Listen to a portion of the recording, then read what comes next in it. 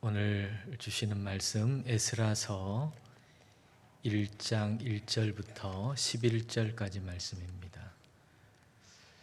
구약 성경 710페이지 에스라서 1장 1절부터 11절까지 한 절씩 우리 읽겠습니다. 바사 왕 고레스 원년에 여호와께서 예레미야의 입을 통하여 하신 말씀을 이루게 하시려고 바사 왕 고레스의 마음을 감동시키심에 그가 온 나라에 공포도 하고 조서도 내려 이르되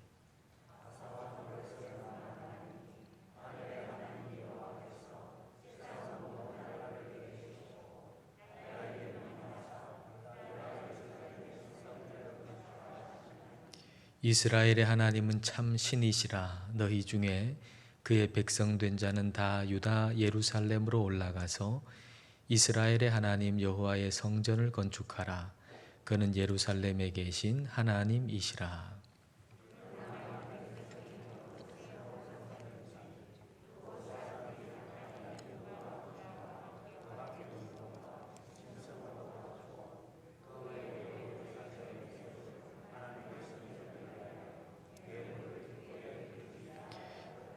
이에 유다와 베냐민 족장들과 제사장들과 레위 사람들과 그 마음이 하나님께 감동을 받고 올라가서 예루살렘에 여호와의 성전을 건축하고자 하는 자가 다 일어나니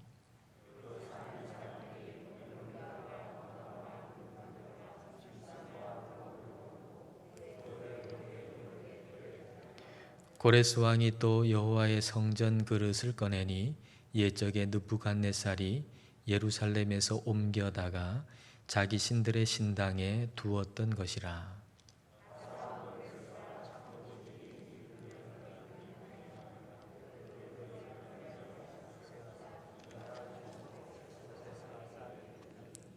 그 수는 금 접시가 30개요 은 접시가 1000개요 칼이 29개요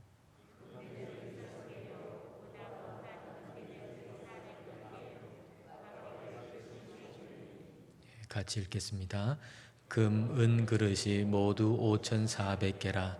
사로잡힌 자를 바벨론에서 예루살렘으로 데리고 갈 때에 세스바살이 그 그릇들을 다 가지고 갔더라.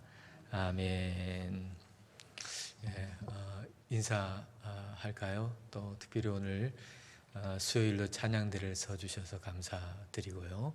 우리 함께 인사할 때 감사합니다. 축복합니다. 인사하겠습니다.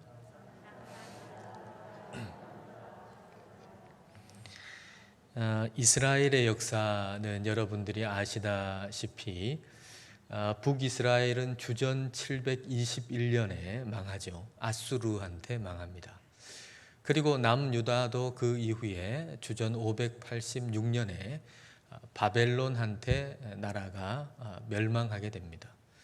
그러니까 이스라엘은 이제 다 끝난 것처럼 보이죠. 북이스라엘도 멸망했죠. 남유다도 멸망했죠. 그러니까 이스라엘은 영원히 이 세상의 역사 속에서 찾아볼 수 없는 그런 나라가 되리라고 생각할 수밖에 없는 일이 벌어진 겁니다. 근데 참 이상하죠. 역사 가운데서 이 페르시아가 이제 부상해요. 그리고 이 페르시아가 바벨론을 무너뜨려요. 근데 이 페르시아의 왕인 고레스 왕이라고 하는 사람은 이전의 바벨론 왕과는 전혀 다른 정책을 쓰는 겁니다. 그래서 이스라엘 백성들한테 너희들 너희 땅에 가가지고 예루살렘에 가가지고 거기서 성전을 지어라 이렇게 말하는 거예요. 아니 도대체 이런 일이 어떻게 벌어질 수가 있는 걸까요? 우연히 생긴 걸까요? 왜 어떻게 이런 일이 생겼을까요? 자, 1절을 여러분 보십시오. 바하사 왕, 페르시아 왕 고레스 원년에 여기 주전 538년입니다. 주전 538년 여호와께서 예레미야의 입을 통하여 하신 말씀을 이루게 하시려고. 페르시아가 바벨론을 무너뜨리고, 그리고 그 페르시아의 바사의 왕인 고레스가 이스라엘 백성들한테 예루살렘으로 돌아가서 성전 지어라 이렇게 얘기한 것은 우연히 생긴 것이 아니라 하나님께서 이미 예레미야를 통해서 하신 말씀인데 그걸 이루시기 위해서 그렇게 하셨다라는 얘기입니다. 자, 예레미야의 말씀을 한번 보십시다. 예레미야서 25장 11절과 12절입니다. 이 모든 땅이 폐허가 되어 놀랄 일이 될 것이며 이 민족들은 70년 동안 바벨론의 왕을 섬기리라. 여호와의 말씀이니라. 70년이 끝나면 내가 바벨론의 왕과 그의 나라와 갈대아인의 땅을 그 죄악으로 말미암아 벌하여 영원히 폐허가 되게 하되. 바벨론이 이스라엘을 정복하겠지만은 그러나 그 바벨론이 망할 거다. 그 말씀을 하시는 거예요. 근데 이 하나님이 지금 예레미야를 통해서 이 말씀하실 때는 아직 그 남유다가 멸망하기 전입니다.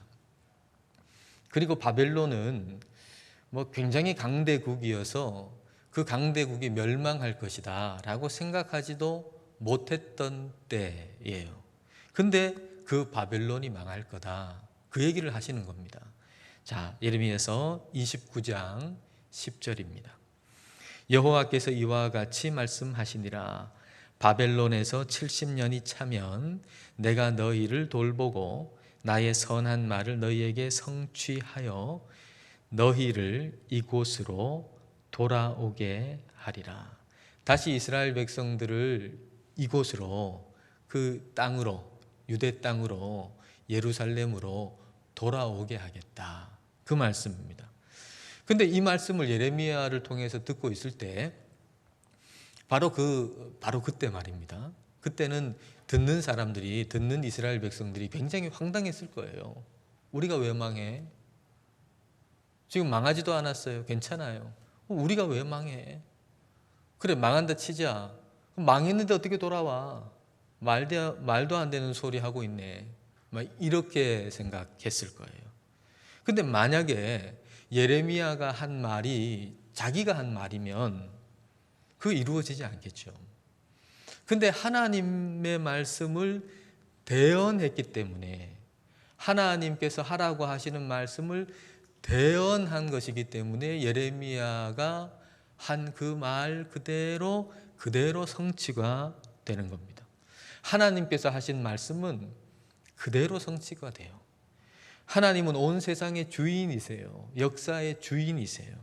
그래서 하나님께서 계획하시고 하나님이 말씀하신 것은 반드시 이루어지게 되어 있는 겁니다. 하나님께서 이스라엘 백성들 예루살렘으로 다시 돌아오게 하겠다.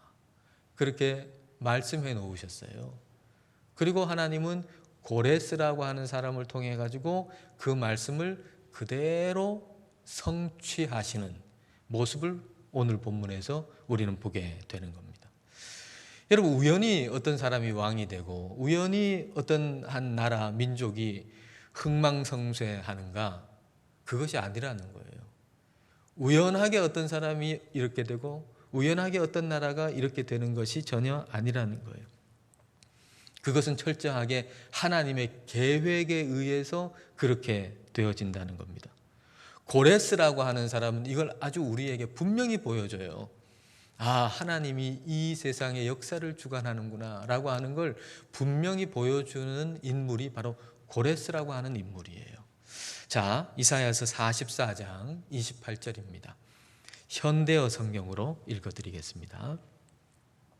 내가 이제 고레스에게 새 임무를 준다. 하나님이 고레스에게 새 임무를 준다. 그런 말씀이죠. 내가 너를 내 백성의 목자로 삼는다. 내가 하려는 일을 고레스가 모두 실현할 것이다. 그래서 그가 이런 명령을 내릴 것이다. 고레스가 이런 명령을 내릴 거라는 얘기예요. 어떤 명령이냐? 예루살렘을 재건하고 성전을 다시 세워라. 하나님께서 이 고레스라고 하는 인물을 통해 가지고 그 입에서 어떤 말이 나가게 하느냐, 예루살렘을 재건해라, 성전을 건축해라, 이런 말이 고레스라고 하는 사람을 통해 나가게 하겠다. 근데 이사야 선지자는 언제 인물인가요? 주전 8세기 인물이거든요. 그러니까 지금 고레스가 칙령을 발표한 것이 주전 538년이란 말이에요. 주전 6세기. 그러니까 200년 차이가 나잖아요. 200년 전에, 한 200년쯤 전에 하나님께서 이사야를 통해 가지고 고레스라고 하는 인물에 대해서 말씀하세요. 이름도 정확하게 밝히시죠. 고레스라고 하는 이름을 정확하게 밝히시고 이 사람을 통해 가지고 이스라엘 백성들이 포로로 있는데 그 이스라엘 백성들을 다시 예루살렘으로 돌아가게 해서 성전을 재건하게 하겠다. 이 말씀을 지금 하시는 겁니다. 놀라운 일이죠. 200년 후의 인물 정확하게 그 이름까지 말씀하신다라고 하니까 굉장히 놀라운 일이에요. 그렇다 보니까 성경학자들 중에는 예언을 안 믿는 사람도 있거든요. 여러분, 성경학자라고 그래가지고 다 믿음이 좋은 사람들이 아니에요. 성경학자라고 그래가지고 다 성령이 충만한 사람이 아니에요. 인간적인 지식으로 그냥 성경을 푸는 사람도 많아요. 그렇다 보니까 이 성경학자들이 어떻게 200년 전에 고레스라고 하는 한 인물의 이름까지도 정확하게 미리 얘기할 수 있냐. 하나님의 예언을 믿지 않는 거죠. 그렇다 보니까 이사야서를 이렇게 설명할 때, 쓸 때 1장부터 39장까지는 이사야다. 제1 이사야다. 우리가 아는 이사야 선지자다. 근데 40장부터 마지막 66장까지는 제2 이사야, 제3 이사야라고 이름을 붙여가지고 이 사람들은 주전 8세기의 이사야가 아니고 그 이후에 고레스가 나타난 다음에 주전 6세기에 사람들인데 이사야서를 써가지고 이름을 이사야라고 하는 이름으로 해가지고 쓴 거다. 뭐 이렇게 설명하는 경우가 있어요. 우리의 이성, 우리의 생각에 딱 들어맞게 우리가 다 이해할 수 있게. 여러분, 그게 무슨 의미가 있겠습니까? 하나님은 정말 시간과 공간을 초월하신, 시간과 공간을 만드신 하나님이신데 하나님이 모르시는 게 뭐가 있겠어요? 하나님이 모르시는 게 뭐가 있겠냐고요. 근데 그냥 사람의 이성, 그 이해력 거기다가 딱 가둬가지고 요 성경은 미리 말씀한 게 아니고 그 이후에 적은 거다. 이렇게 해버리면 그게 진짜 우상이 아니겠습니까? 내 이성에 딱 들어오는 하나님, 그게 무슨 하나님이에요? 그 우상이죠. 사람이 만든 우상이죠.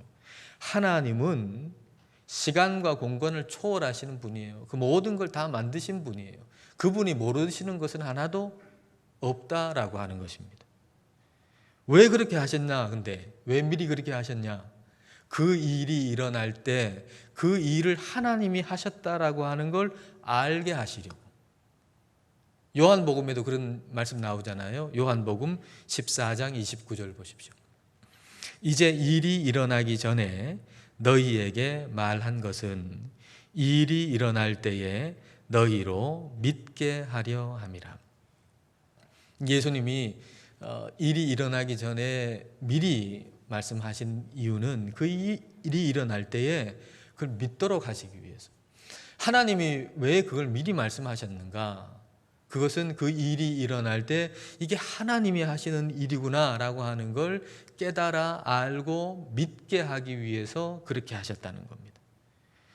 그렇기 때문에 말씀을 들은 자와 듣지 않는 자는, 말씀을 읽는 자와 읽지 않는 자는 그 믿음이 엄연하게 다를 수밖에 없어요. 여러분 한번 생각해 보세요. 고레스가 그 칙령을 발표할 때 주전 538년에 이 이사야서나 예레미야서를 전혀 읽지 않는 사람이라면 그 일이 우연히 일어난 일이라고 생각하겠죠. 이사야서도 읽지 않았어요. 예레미야서도 읽지 않았어요. 성경을 몰라요. 근데 고레스라고 하는 사람이, 페르시아 왕이 그렇게 얘기를 한단 말이에요. 이스라엘 백성들 고향으로 돌아가가지고 성전 세워라. 그러면은 고레스라고 하는 사람이 마음이 좀 넓어가지고 그래서 정책을 바꿔서 이렇게 됐구나. 우연히 생긴 거지. 그런데 성경을 읽은 사람은 어떨까요? 예레미야서를 읽었어요? 알고 있어요. 이사야서를 읽었어요? 알고 있어요. 그렇다면 그 고레스 칙령이 딱 발표가 날 때 그때 어땠을까요? 전율이 일어날 거예요. 깜짝 놀랄 거예요. 이야, 진짜 하나님께서 예레미야를 통해서 이사야를 통해서 하시겠다고 말씀해 놓으셨는데 진짜 그대로 됐구나. 이사야서에는 고레스라고 하는 이름도 있는데 야, 진짜 고레스라고 하는 사람이 그렇게 말씀하신 대로 그대로 하고 있구나. 야, 하나님이 하시는 일이 정확하구나 하고 그 믿음이 더해질 수밖에 없을 겁니다. 성경을 읽고 묵상하는 사람과 성경을 읽지 않는 사람, 묵상하지 않는 사람은 이게 엄격하게 큰 차이가 날 수밖에 없어요. 세상을 보는 눈이, 세상을 사는 삶의 방식이. 근데 우리는 어떤 사람이에요? 성경을 읽는 사람이잖아요. 저와 여러분은 성경을 읽고 묵상하는 사람이에요. 그래서 이 세상 사람들과는 이 세상 돌아가는 역사를 보는 눈이 다른 사람이죠. 우리 개인의 역사를 보는 눈이 다른 사람이죠. 그게 성경을 읽는 사람이고 그게 성경을 묵상하는 사람이에요. 고레스라고 하는 인물이 이걸 잘 보여주죠. 하나님께서 말씀으로 이 세상을 창조하셨을 뿐만 아니라 하나님께서 말씀으로 이 세상의 역사를 지금도 만들어가고 계시다라고 하는 거. 이걸 잘 보여주는 인물이 바로 고레스라고 하는 인물이에요. 이 고레스라고 하는 사람 우연히 태어난 것 아니고 하나님께서 예정하시고 또 하나님께서 쓰시는 대로 쓰임을 받고 예레미야, 이사야를 통해서 미리 말씀해 놓으신 인물이에요. 자, 이 인물을 통해 가지고 일하시는 그런 모습을 한번 볼까요? 1절 하반절부터 2절입니다. 바사 왕 고레스의 마음을 감동시키심에 그가 온 나라에 공포도 하고 조서도 내려 이르되 바사 왕 고레스는 말하노니 하늘의 하나님 여호와께서 세상 모든 나라를 내게 주셨고 나에게 명령하사 유다 예루살렘의 성전을 건축하라 하셨나니.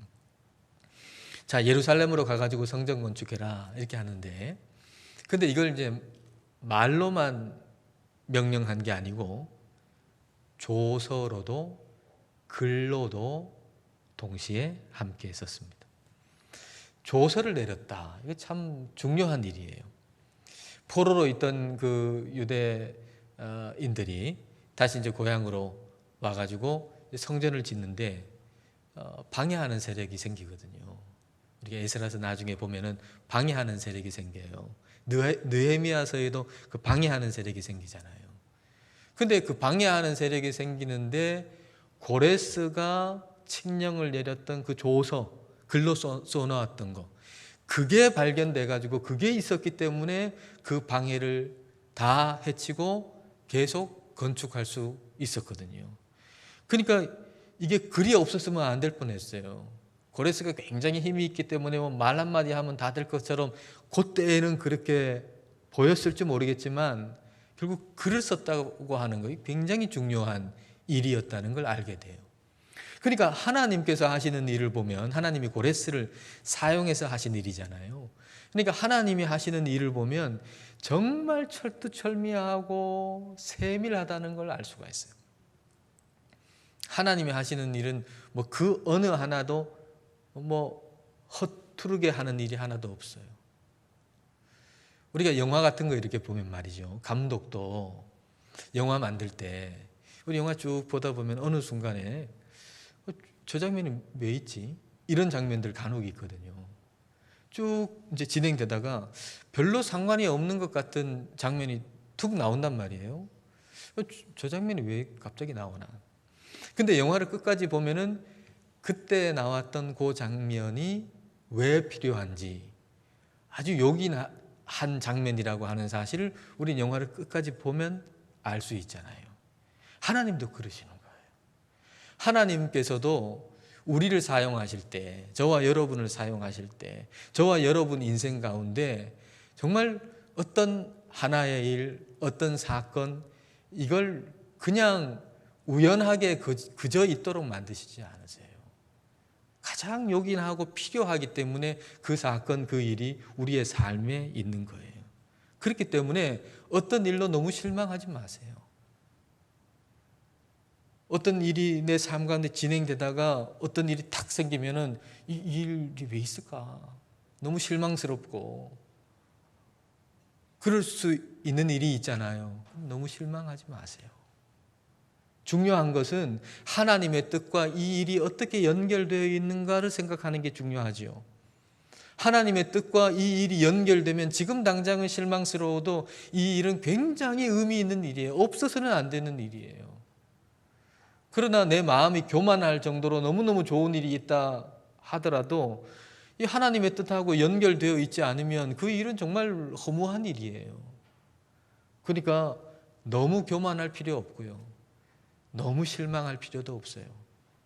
중요한 것은 지금 이 일이 하나님과 어떻게 연결되어 있는가 이걸 살피는 것이 중요한 것이죠.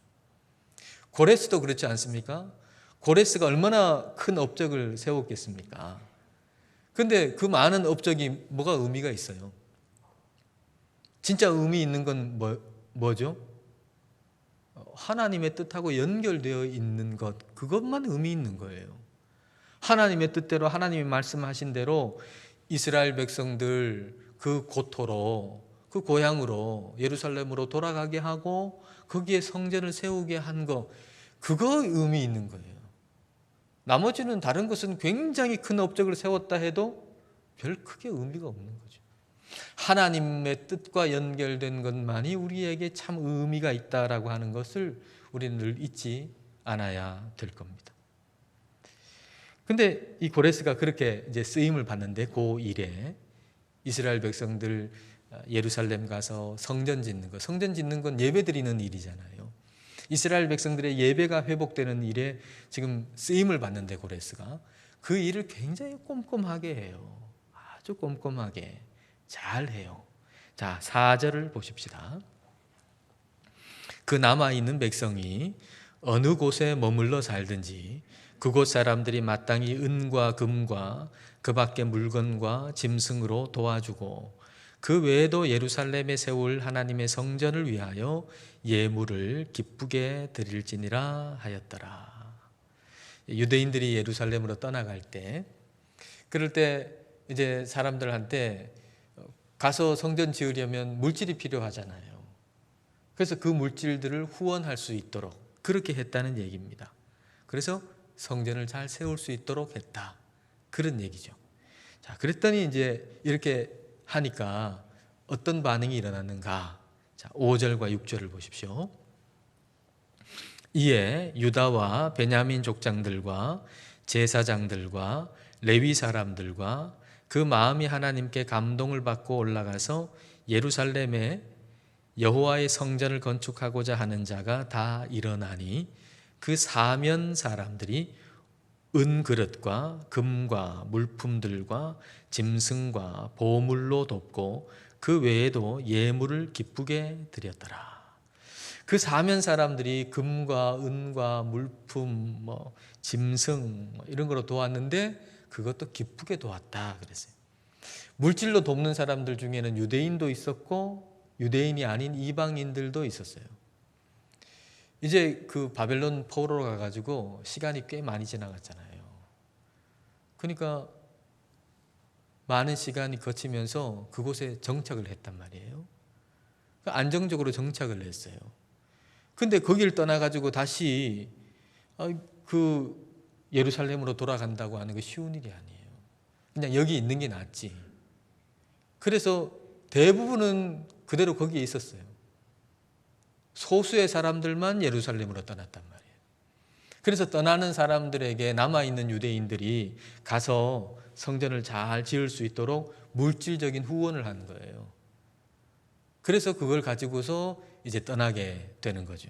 근데 유대인만이 아니고 이방인들도 있었다는 거예요. 돕는 사람들이, 이방인이. 그러니까 이방인들이 이제 예루살렘으로 가는 유대인들을 그 성전 잘 지으라고 물질적으로 후원했다. 이 참 놀라운 일이거든요. 굉장히 놀라운 일인데 이 모습을 떠올려 보면 생각나는 장면이 없습니까? 출애굽이 떠오르잖아요. 출애굽할 때. 출애굽기 12장 35절 36절. 이스라엘 자손이 모세의 말대로 하여 애굽 사람에게 은금 패물과 의복을 구하매 여호와께서 애굽 사람들에게 이스라엘 백성에게 은혜를 입히게 하사 그들이 구하는 대로 주게 하심으로 그들이 애굽 사람의 물품을 취하였더라. 애굽 사람들이 주는 그 은금 패물 가지고서 출애굽한 거예요. 애굽에서 나온 거예요. 그래서 광야에서 뭘 지었습니까? 그걸 가지고 성막을 지었잖아요. 하나님을 예배하는 성막을 지었어요. 애굽 사람들이 주는 그 은금 패물을 가지고서 광야에서 하나님을 예배하는 성막을 지었어요. 근데 오늘은 어때요? 물론 유대인들도 물품을 줬지만은 이방인들도 물품을 줘서 그걸 가지고서 예루살렘으로 와가지고 성전을 지었어요. 그러면 이건 뭐예요? 제2의 출애굽이죠. 제2의 출애굽. 애굽에서 나온 거 제1의 출애굽이라 그러면은 바벨론 포로에서 나와가지고 예루살렘에 성전을 짓게 되는 거, 이거 제2의 출애굽이에요. 그러니까 한 번만 출애굽이 있는 게 아니고 두 번째 출애굽, 세 번째 출애굽, 이 구원의 역사가 계속 있다는 얘기예요. 하나님은 한 번만 구원하시고 끝내버리시는 분이 아니고 하나님은 한 번만 회복시키신 다음에 그 다음에 끝내버리시는 게 아니고 망가지면은 또 회복시켜 주시고 망가지면 또 회복시켜 주시는 분이 우리 하나님이라고 하는 거예요. 우리 하나님은 말이죠. 이스라엘을 대하시는 이 역사를 이렇게 쭉 보면 하나님 어떤 분이신지 알게 돼요. 우리를 어떻게 대하실지 알게 돼요. 애굽에 종살이 할 때 하나님께서 그 애굽에서 건져주셨잖아요. 그리고 그 가나안 땅으로 가게 해가지고 그 가나안 땅에서 한 나라를 세우게 만드시잖아요. 근데 바벨론한테 나라를 다 빼앗겼네요. 땅도 빼앗기고 나라도 빼앗기고 다 빼앗겼네요. 이제 다 끝장나고 나라도 잃고 다 없어질 것 같았는데 하나님께서 고레스를 통해 가지고 다시 구원의 역사를 쓰시잖아요. 다시 회복시키시잖아요. 근데 그거로 끝입니까? 아니요. 주후 70년에 이스라엘이 정말 말 그대로 또 망했어요. 그 땅도 빼앗기고 백성들은 다 뿔뿔이 세계로 다 흩어졌어요. 이제 끝났다. 이스라엘 백성들은 이제 끝났다. 이스라엘이라고 한 나라는 끝났다 이제. 그래서 성경을 읽는 사람도 이스라엘은 더 이상 말 그대로 직접적으로 이스라엘이 아니고 교회를 가리키는 거다. 이렇게 생각했단 말이에요. 그런데 웬걸 1948년 5월 14일에 이스라엘이라고 하는 나라가 다시 세워져 버린 거예요. 이거 정말 놀라운 일 아닙니까? 1900년 동안 땅도 없고 나라도 다 잃어버린 민족이 나라가 1900년이 지난 다음에 다시 땅을 찾고 나라가 세워지는 예는 없어요. 근데 이스라엘이 그렇게 되는 거예요. 그러니까 오늘날 하나님의 구원의 역사, 예루살렘을, 이스라엘을 보면 하나님의 구원의 역사는 현재 진행형이에요. 과거에 이스라엘을 이렇게 사랑하셨기 때문에 그게 아니라 지금도 현재 진행형으로 하나님은 구원하시고 역사하시고 회복하시고 계시다는 거예요. 그걸 볼 때 우리는 하나님이 선택하신 민족, 하나님이 선택한 사람은 하나님께서 회복시켜 주시고 또 회복시켜 주시는 그 역사를 계속 하신다는 걸 우리는 알게 되는 거예요.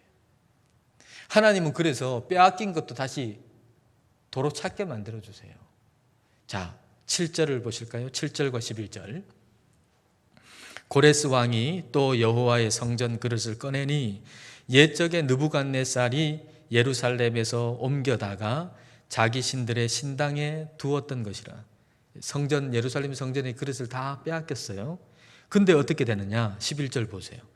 그 금, 은 그릇이 모두 5,400개라. 사로잡힌 자를 바벨론에서 예루살렘으로 데리고 갈 때에 세스바살이 그 그릇들을 다 가지고 갔더라. 빼앗겼던 그 성전의 그릇들을 도로 다 찾았다는 얘기예요. 도로 다 찾았다. 여러분 뭘 빼앗기셨어요? 여러분 삶에 지금 뭘 빼앗기셨어요?